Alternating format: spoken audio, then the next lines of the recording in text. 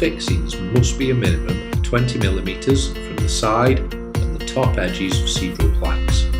If a fixing is within 50mm of a side edge, ensure that the hole is pre-drilled.